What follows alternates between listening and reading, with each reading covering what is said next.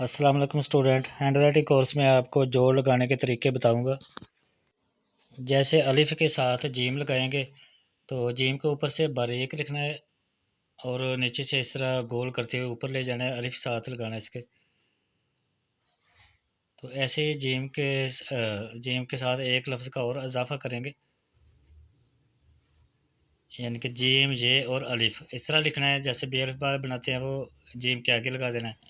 इसी तरह जीम के साथ एक लफ्ज़ का और इजाफा करना है तो 3 लफ्ज़ हो जाएंगे। तो इस तरह जीम शुरू में थोड़ा सा मोटा बनेगा, फिर बारीक, और फिर आपने फुल कत का लगा के इस तरह बनाना है। ये कोई भी लफ्ज़ बना सकते हैं इस तरह, या फिर चीता भी बन सकता था।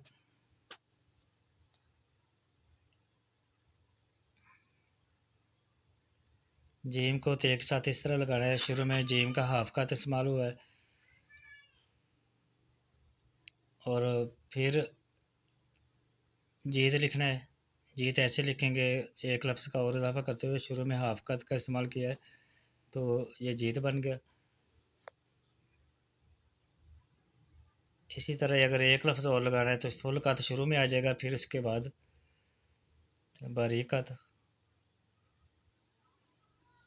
ये इस तरह कोई भी लफ्ज़ बना सकते हैं।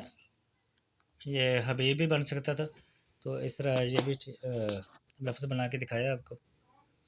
जीम को दाल के साथ इस तरह जोड़ना है, फिर इसके साथ एक लफ्ज़ का और इजाफा करेंगे तो जीम ये दाल।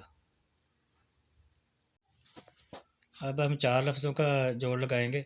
तो जीम को शुरू में इस तरह फुल कत से लिखना है, फिर इसके आगे बारीक कत, फिर फुल कत, और फिर दाल लगा देना है इसके आगे।